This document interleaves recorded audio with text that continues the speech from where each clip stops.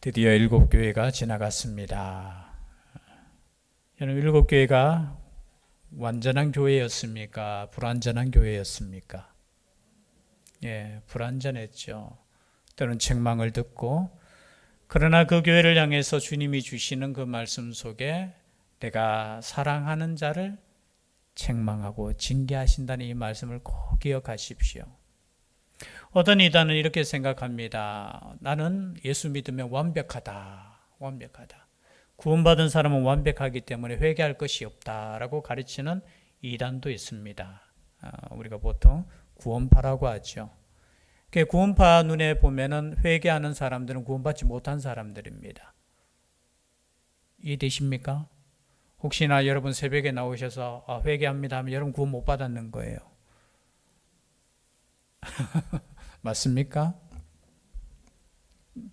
그래서 거기에서는 회개라는 단어를 안 쓰고 실토도 아니고 뭐죠? 뭐 고백한다 하는가? 자백 그죠? 자백이라는 단어를 자백이나 회개나 자백이 뭐예요? 내 죄를 고백하는 게 자백이잖아요. 참 그래요. 물론 예수 그리스도를 믿는 사람은 그죠? 예수 그리스도께서 우리 모든 죄를 깨끗하게 사해 주셨기 때문에 그죠? 우리가 더 이상 죄인으로 사는 것이 아니라 의인으로 사는 것은 맞지만 여러분 교회를 통해서 하나님께서 구원하신다는 메시지를 주면서 교회가 결코 완벽하다는 말씀을 하시지 않으셨어요. 끊임없이 이 교회는 하나님 앞에 회개해야 되고 하나님의 말씀대로 가야 되는 것이 교회라는 거예요. 그래서 오늘 요한계시록 3장의 결론을 내리면서 불완전하지만 이 땅의 구원을 위해서 하나님께서 교회를 세우셨다는 걸 믿으시길 바랍니다. 이것이 3장까지의 결론이에요. 여러분 구원은 이 교회를 통해서 이루어지지 다른 것을 통해서 이루어지지 않는다는 겁니다. 그렇다면 이 교회가 이제 하늘에 있는 교회, 우리 보통 하늘 예배라고 합니다. 4장 5장. 그러면 4장 5장 지나면서 6장부터는 무엇이 나오냐? 이제 심판이 나오죠. 세상에 대한 심판이 나오는데 그러면 4장 5장은 무슨 내용이냐? 심판주가 누구냐라는 거예요. 한마디로 말해서 지금 오늘 사실은 설명할 게 많아요. 설명할 게 많으면 사실 제가 말이 좀 빨라지거든요. 설명할 게 많은데 하여튼 간단하게 최대한 설명만 하고 넘어가도록 하겠습니다. 그러나 한번 설명할 때 꼭 기억하여 이렇게 조금 들었으면 좋겠습니다. 왜냐하면 이 4장부터 막 이게 조금 이제 여러분들이 헷갈리고 힘들어하고 또 이단들이 잘못된 해석을 하게 되는 부분이 이제 시작되는 거거든요. 한장 4장 1절 한번 읽어볼까요? 시작. 2일 후에 내가 보니 하늘에 열린 문이 있는데 자 여기까지. 자 2일 후가 언제를 말합니까? 2일 후에. 2일 후가 언제죠? 여러분 2일 후라는 이 단어가 굉장히 중요한 단어입니다. 이 단어를 어떻게 해석하느냐에 따라서 또 교회론이 또 바뀌어요. 종말론이 또 바뀌어요. 여기서 2일 후에라는 것은 언제입니까? 7교회에게 말씀하신 이후지요 그냥. 현재 너희들 교회의 모습이 이런데 앞으로 교회가 어떻게 되고 세상이 어떻게 심판받을 것인가를 이제 미래적인 걸 말씀하시는 거예요. 이 일 후에. 그런데 이것을 조금은 약간은 좀 비스듬하게 잘못 해석을 하면은 어떠냐면은 이 일 후라는 것은 이제 교회가 이런 가운데 이제 휴거를 당한다는 거예요. 휴거를 당해서 이제 4장부터는 이 지상에는 교회가 이제 존재하지 않는다라고 해석하는 것이 또 있어요. 이 세대주의자들. 제가 세대주의라는 단어를 쓰는데 이게 세대주의자라는 건 뭐냐면 요한계시록에 나오는 모든 것을 시간적으로 이렇게 푸는 거예요. 그래서 이 일 후에는 이제 교회는 이제 하늘에 가서 예배 드리고 밑에 지상에 있는 하나님의 심판이 있다라는 거예요. 그러나 꼭 그런 거 아닙니다. 여기서 2일 후에라는 게 시간적인 개념이 아니에요. 상징적으로 자 너희들 7교회에 말씀하라고 했으니까 다 말씀하고 난 뒤에 자 이제부터 미래에 대해서 이 교회가 어떻게 될 것인가를 말씀해 주는 거예요. 그러면서 하늘의 모습을 보여주는 거예요. 여러분 하늘의 모습을 본다는 의미가 뭐냐면은 여기 보좌가 나오고 24장로가 나오고 그죠? 하나님이 나오시잖아요.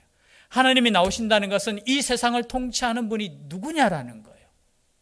지금 너희들 눈에는 로마가 세상을 통치하는 것 같고 교회를 핍박하고 교회를 다스리는 것 같지만 그 위에 누가 계시다고요? 하나님이 계시다는 거예요.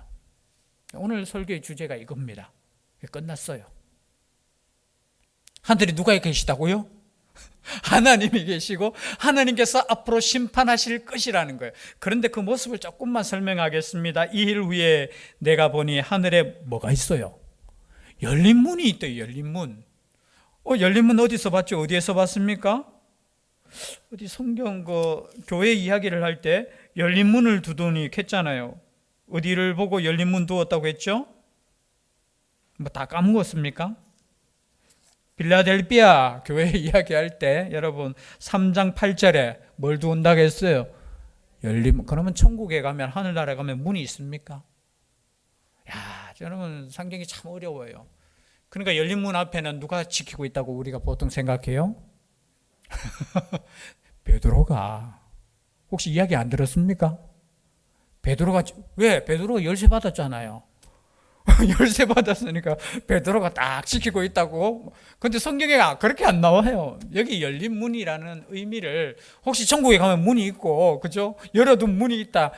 여러분 상징으로 생각하셔야지. 가면은 교회 그죠? 열린 문이 있고 그 앞에서 베드로가 지키고 있고, 그죠? 시험 치고 있고 아니에요. 여기 열려 있다라는 것은 뭐예요? 계시가 열려 있다라는 거예요. 그 안에 볼 수 있는 문이 이제 열려 있다라는 건 이제 보는 눈이 열려 있다라는 거지. 천국 가는데 문이 어떨 때는 딱 닫혀 있고, 요한이 그죠? 보러 갈 때는 문이 싹 열려 가지고. 여러분 이렇게 해석하면 위험하다는 거예요. 그죠? 그래서 열린 문이라는 걸 그냥 문으로 생각하시면 안 되고, 열린 문을 두셨다라는 거는 하늘을 바라볼 수 있는, 하나님의 나라를 바라볼 수 있는 그 문이 열려 있다는 뜻이지. 꼭 열린 문은 그냥 거기에는 또 뭐가 있노 하고, 그죠? 열린 문이 있는데 내가 들은 바 처음에 내게 말하던 나팔 소리 같은 그 음성이 이르되 이리로 올라오라. 이후에 마땅히 일어날 일들을 내가 네게 보이리라. 앞으로 지금 요한에게, 사도 요한에게 앞으로 일어날 일들을 내가 너한테 보여주겠다는 거예요. 어떤 일요? 마땅히 일어날 일. 마땅히라는 단어 뜻 아시죠? 반드시 일어난다는 거예요. 반드시 앞으로 일어날 일들을, 여러분 성경을 읽으실 때 오해하지 마십시오. 반드시 일어날 일들은 일어납니다. 우리가 바꿀 수 있는 거 아니에요. 지금 전지전능하신 하나님께서 전지전능한 그 시점으로 미래를 지금 보여주시는 거예요. 이 미래는 바꿀 수 없어요.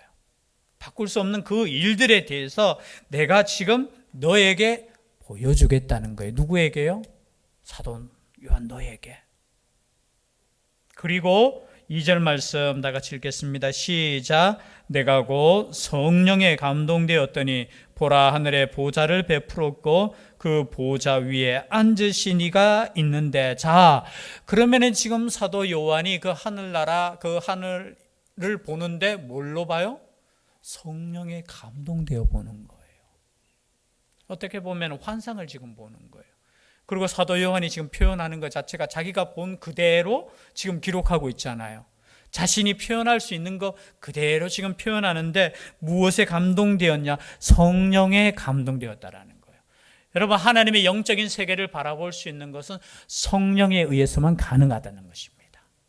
여러분 하나님의 말씀을 읽고 이 말씀이 이해되고 이 말씀이 믿어지는 역사는 다른 역사가 아니에요. 성령의 역사만이 가능하다는 겁니다. 아멘 하셔야 돼요. 왜냐하면 성령의 역사가 아니고 다른 인간의 역사가 개입되는 것이 얼마나 요즘 많은지 몰라요. 여러분 성령의 역사가 아니면 우리가 예수 그리스도를 믿을 수 없어요. 우리가 아무리 노력해도 안 돼요. 그러면 노력 안 할래요. 성령께서 알아서 하시는데 그런 건 아니에요. 성령의 은혜로 우리가 예수 그리스도를 믿는 것이지 내가 정말 지혜가 좋아서 내가 열심히 공부해서 믿어지는 거 아니에요. 여러분 지금 믿음 가지는 거 여러분들이 노력해서 얻었습니까? 노력했어요. 저는 새벽 기도도 안 빠지고요. 아니에요.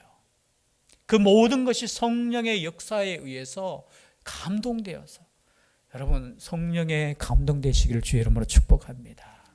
성령에 감동되어서. 제가 좀 기쁜 게 있잖아요. 인간이기 때문에 그래요. 새벽 기도에 한 두 분이 이렇게 더 나오시거든요. 안 나오시는 분이 나오니까 기분이 너무 좋아요. 근데 그렇게 나오는 것조차도 성령의 은혜예요. 제가 잔소리 좀 했잖아요. 이 잔소리로 듣고 나올 수 있다는 게 그게 얼마나 은혜인지 몰라요. 그래서 저도 잔소리 좀 계속할까? 여러분, 은혜예요, 은혜. 우리가 이 자리에 앉아서 예배 드리는 것도 은혜. 내가 직장에 있어서 직장에서 열심히 일할 수 있는 것도 은혜. 하나님이 허락하시지 않으면 아무것도 할 수 없는, 그래서 우리의 말에는 불평이 없어야 돼요. 왜냐하면 하나님의 모든 역사하심 속에 때로는 요셉과 같이 감옥에도 들어갈 수 있고 때로는 억울한 누명도 쓸 수 있지만 그 모든 시간들이 하나님의 계획 속에 들어가 있다라는 거예요. 그래서 성령의 역사는 정말 저는 오늘 그래서 찬양이 너무 은혜스러웠어요. 뭐 은혜 받는 게 중요한 건 아니지만 우리가 하나님께 영광 돌리는 게 중요하지만 성령에 대해서 계속 말씀하셨잖아요. 성령이여 임하소서 여러분 기도하셔야 돼요. 다른 것을 위해서 기도하는 것이 아니라 이 땅이 하나님의 영이 통치하는 나라가 되게 해달라고 기도하셔야 돼요. 다른 거 기도하는 것도 물론 여러 가지 기도할 수도 있잖아요. 우리 가정의 형편을 위해서 지금 기도하고 이 질병을 위해서도 기도하지만 무엇보다도 첫 번째 기도 제목은 성령이 다시 한번 이 땅 가운데 충만케 되기를 기도하셔야 되는 거예요. 그럴 때 여러분 역사가 달라지는 거예요. 우리의 입술이 달라지는 거고 우리의 생각이 달라지는 거예요. 여러분 우리가 다 경험했잖아요. 우리 믿음의 선배들이 정말로 교회 와서 기도하고 그런 역사를 경험할 때 여러분 얼마나 이게 부흥의 역사가 있었습니까? 다른 역사 아니에요. 여러분 뭐 달라진 게 있습니까? 어쩌면 찬양도 더 화려해졌고 우리가 그저 예배드리는 이 장소도 얼마나 좋아졌고 죄송한데 설교들도 얼마나 잘하시는지 제가 요즘 방송 설교 좀 많이 듣거든요. 이 책임감이 또 무거워지니까 다른 목사님 설교 안 듣다가 들어보니까 얼마나 또 설교를 다 잘하시는지. 그럼 배가 더 부흥돼야 되는데 교회는 왜 그럴까요? 성령의 역사예요. 우리 힘으로 되는 건 아무것도 없다라는 거예요. 성령의 그 감동되어서 이제 사도 요한이 바라보는데 뭐가 있습니까? 2절에 그 보좌가 있고 보좌 위에 앉으신 이가 있어. 이분이 누구시죠? 자, 이러면 또 헷갈리는 거야. 보좌에 앉으신 분이 예수님인지 하나님인지 하나님이십니다. 제가 정답은 이야기할게요 미리. 예수님이라고 하시는 분도 있는데 하나님이셔요. 자, 4장 10절 한번 볼까요? 10절 시작. 24 장로들이 보좌에 앉으신 이 앞에 엎드려 세세토록 살아계시는 이에게 경배하고 자기의 관을 보좌 앞에 드리며 이르되 11절 우리 주 하나님이여 라고 했잖아요. 자, 이제 그러면은 헷갈리지 마십시오. 이분이 누구시라고요?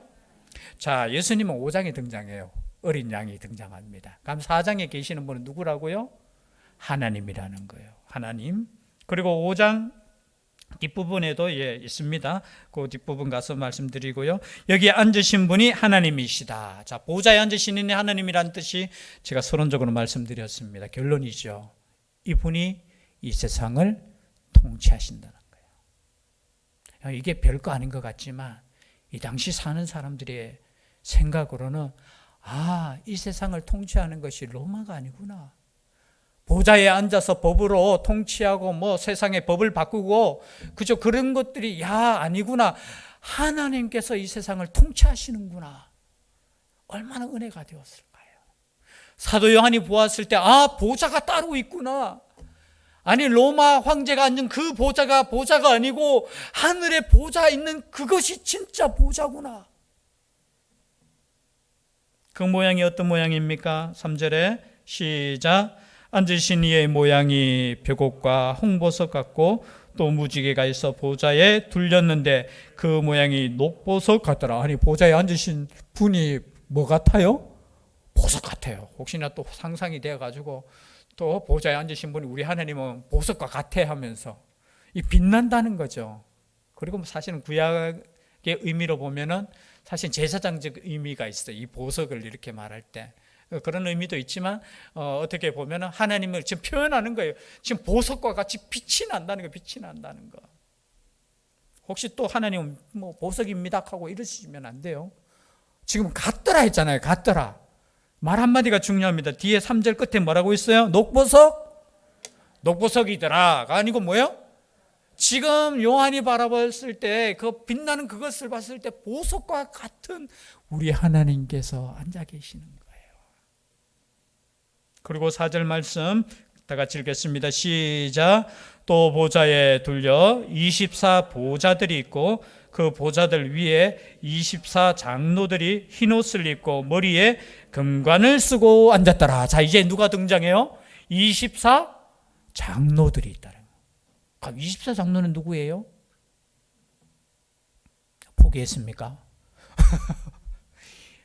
그래서 이단들이 꼭 보면 이 요한계시록을 보면서 이제 의자 만들어 놓고 24개 만들어 놓고 24보좌 네 장로 해가 24명 또 만들어요.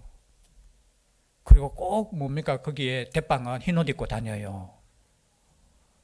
아니에요.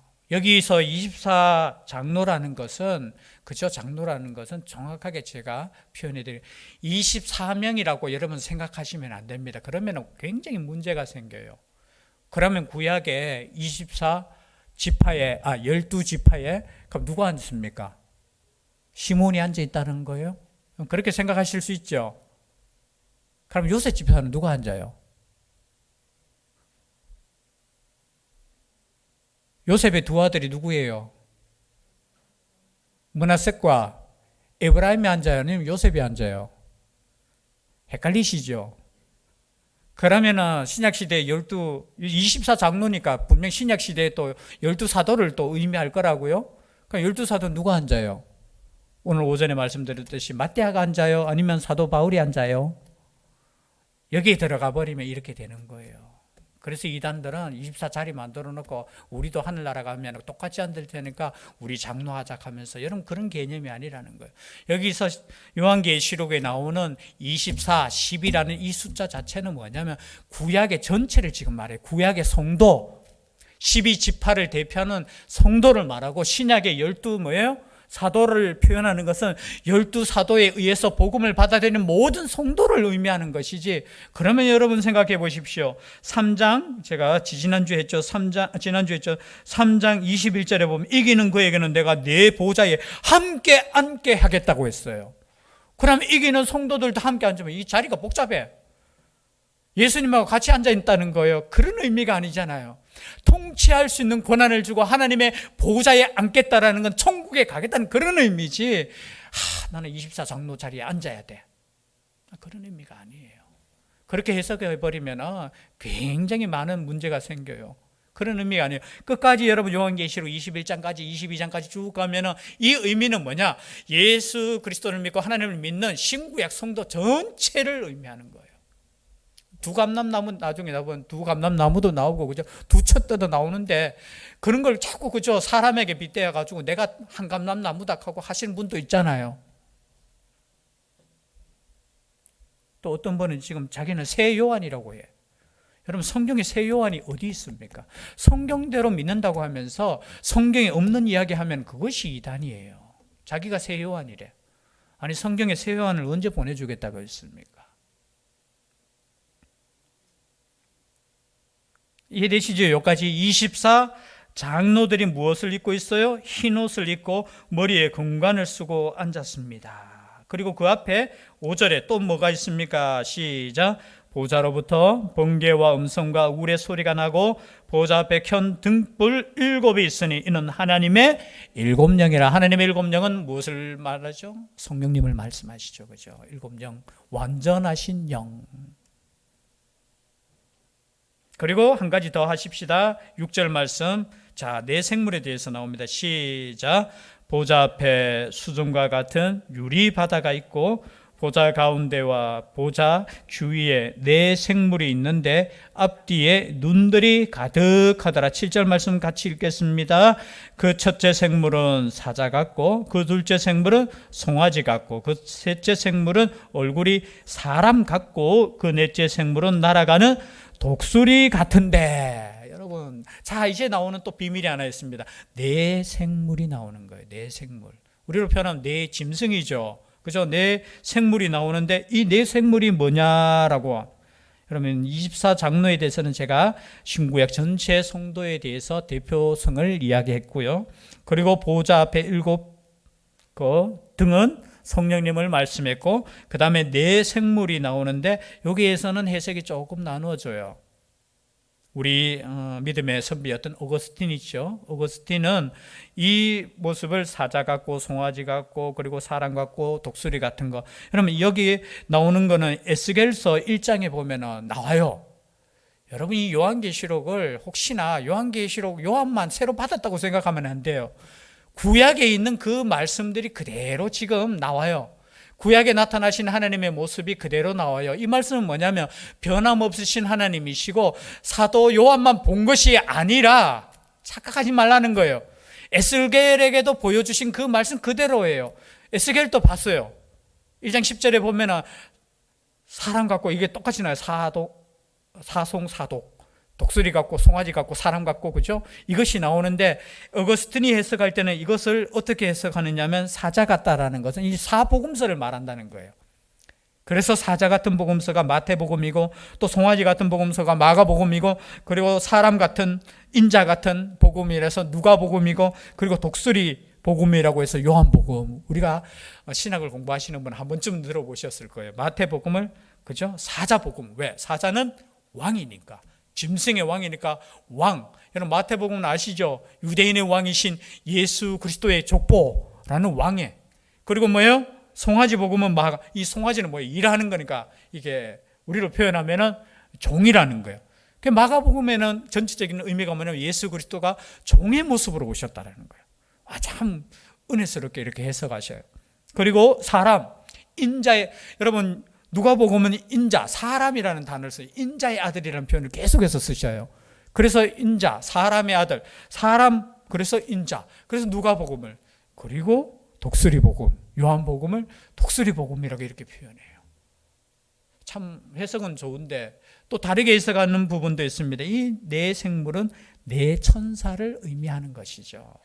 엄밀히 따져보면 네 천사, 뒤에도 나옵니다. 네 생물이 나와서 심판할 때 도구로 사용하셔요. 그리고 날개가 있죠. 6 날개를 가졌어요. 그리고 그 안에는 눈들이 가득해요. 여러분 사실은 사진을 한번 이거대로 사진을 보여주면 우리로 표현하면 이상한 모양이에요. 이게 날개, 눈들은 가득하고 얼굴은 독수리 같고, 얼굴은 한쪽은 또 사람 같고, 한쪽은 또 뭐예요?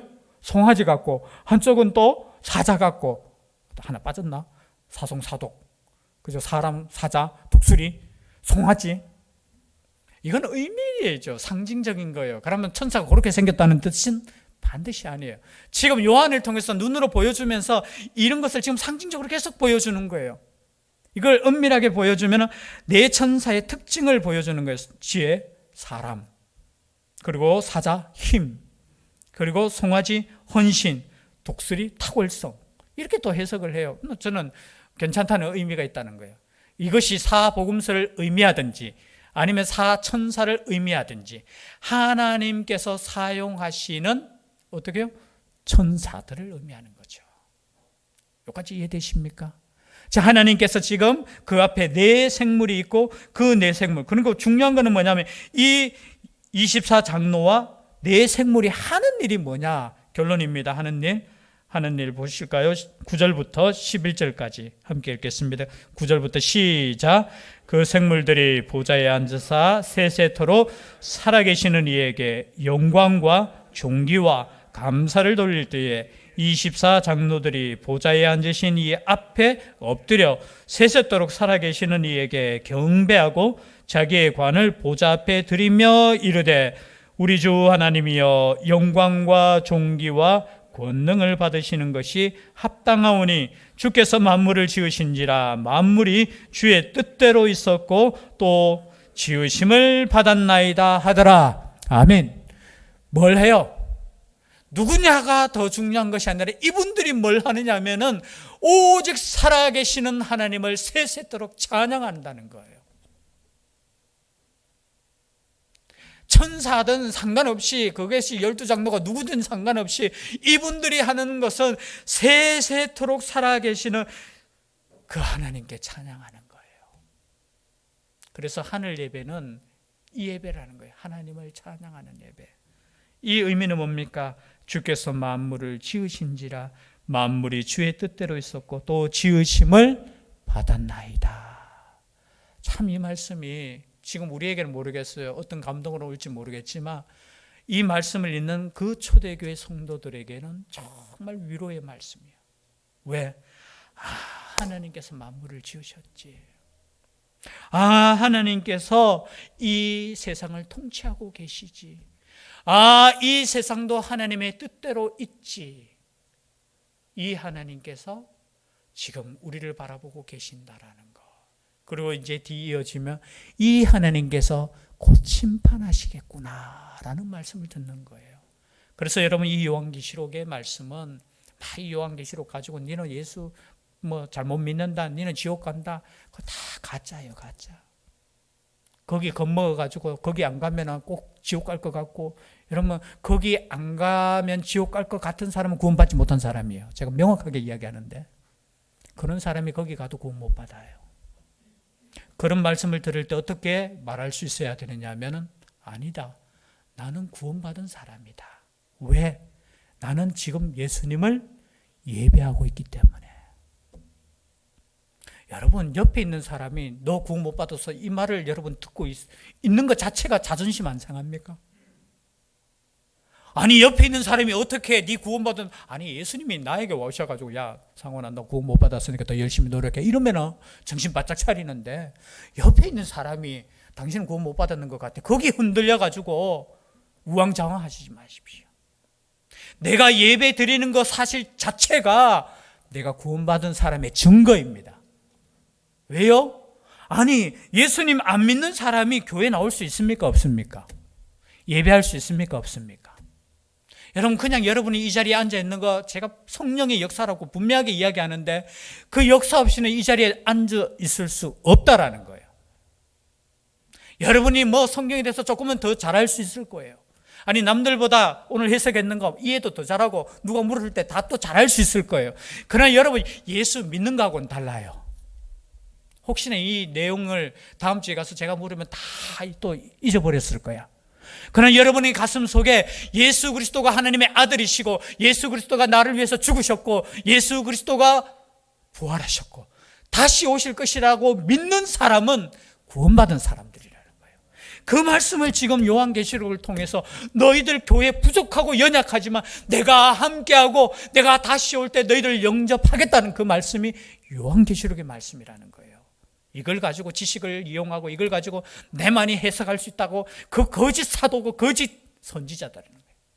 다 자기 편 만드는 거예요. 여러분이 이 말씀을 읽고 살아계신 하나님께서 죄악은 심판하시고 우리는 구원하시구나, 그것을 확실하게 믿고 나아가시는 거예요. 혹시나 이 말씀을 들었는데도 불구하고 혹시나 이 말씀을 듣고 있으며 서도 예수님이 안 믿어진다면 저처럼 하시면 돼요. 제가 약간 헷갈릴 때 말씀 읽으셔야 돼요. 그러면 성령께서 역사하셔요. 그 순간이 언젠지는 몰라요. 그러면 죄송한데 그 말씀을 읽는 그럼 그 순간이 내가 구원받은 시간입니까? 아니에요. 하나님의 선택은 이미 태초 전에 우리를 선택하셨어. 그 확신에 대해서는 그 시간이지 그게 내가 구원받은 시간이 아니에요. 제가 답답해서 제가 조금 뒤에 조금 제가 느렸는데요. 여러분 이 말씀을 읽으면서 이 말씀이 내가 구원받은 증거가 되시기를 주의 이름으로 축복합니다. 이 말씀을 믿으시고 때로는 부족하고 7개처럼 책망받지만 언제나 하나님의 말씀 앞에 회개하고 주님께 나아갈 수 있는 우리가 될 수 있기를 주의 이름으로 축복합니다. 기도드리겠습니다. 사랑의 하나님,